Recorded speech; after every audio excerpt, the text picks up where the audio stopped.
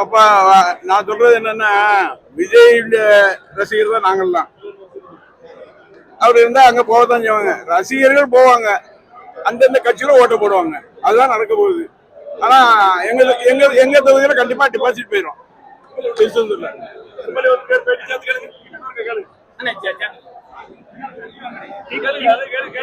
தொடர்ந்து தாக்கிட்டு ஏமாற்று அரசு அப்படிங்கிற ஏமாற்று அரசு தொடர்ந்து தாக்கி பேசிட்டே இருக்காரு விஜய். யாரு? விஜய் எல்லா இதுலயுமே திமுக தான் என்னோட எதிரி அப்படிங்கிற மாதிரி பேசிட்டு விஜய் பாரதிய ஜனதாவால அனுப்பப்பட்டிருக்க ஒரு வேட்பாளர் மாதிரி தான். அவர் எப்படியாவது சிறுபான்மை மக்கள் ஓட்டுகளை பிரிக்கலாமாங்கிற திட்டம் போட்டு தான் வந்திருக்காரு. ஆனா சிறுபான்மை மக்கள் ஏமாறுறாங்க. எல்லாம் படித்தது அது மாறவே மாறாது. ஒட்டுமொத்தமா திராவிட முன்னேற்ற கழகம் காங்கிரஸ் கூட்டணி மதசார்பற்ற முற்போக்கு கூட்டணிக்கு உள்ளோம்.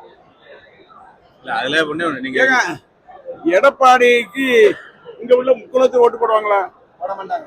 அவருடைய இதெல்லாம் காலில் விழுந்து கேட்டுட்டு இன்னைக்கு காலை இழுத்து விடுறத எப்படி விடுவாங்க? அதனால இந்த பக்கத்துல இருக்க முக்குளத்தோட எந்த காரணத்தை விட்டு ஓட்டு போட மாட்டாங்க. அதுல முக்கியமா நம்ம தெரிஞ்சுக்க வேண்டியது எல்லாருமே, நீங்க டிவிகே கட்சியில இருந்து விஜயா இருந்தாலும் சரி, யாரா இருந்தாலும் அவங்க பேசும்போது என்ன சொல்றாங்கன்னா, திமுகவை மட்டும்தான் தாக்கி பேசுறாங்களே தவிர பிஜேபி ஒரு வார்த்தை கூட சொன்னது கிடையாது. நம்ம எல்லாருக்கும் தெரியும், தமிழினத்தின் துரோகி பிஜேபி. உண்மையிலே அவர் தமிழ்நாட்டிற்கு நல்லது செய்ய வேண்டும் என்று நினைத்தால் பாஜகவையும் சேர்த்து அவர் பேச வேண்டும். ஆனா அவர் தெரிந்து வேண்டுமென்றே பிஜேபியால் அனுப்பப்பட்டதுனாலதான் திமுகவை மட்டும் தாக்கி திமுகவின் ஓட்டை பிரிக்க வேண்டும் என்ற ஒரே ஒரு நோக்கத்திற்காக அனுப்பப்பட்ட கருவியாக அவர் இந்த தேர்தலில் இருக்கிறார்.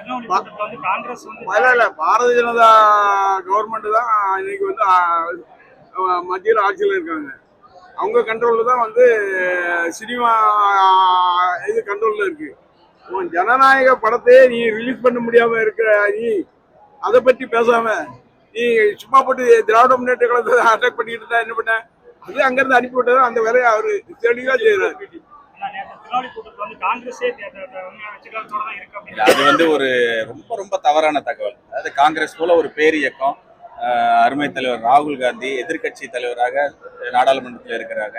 அதே போல எங்க சோனியா காந்தி மேடம் இருக்கிறாங்க, கார்கே காங்கிரஸ் கட்சி தலைவர் இருக்கிறார். இவங்கெல்லாம் எடுத்த முடிவு தான் இந்த கூட்டணி முடிவு. அதெல்லாம் விட்டுட்டு அவங்க காங்கிரஸ் கட்சி என்னோட இருக்கிறது ஒரு பகல் கனவாகத்தான் நினைத்துக்கலாம். அதுல ஒண்ணுமே உண்மை கிடையாது. அதுலயும் ஏமாற்று வர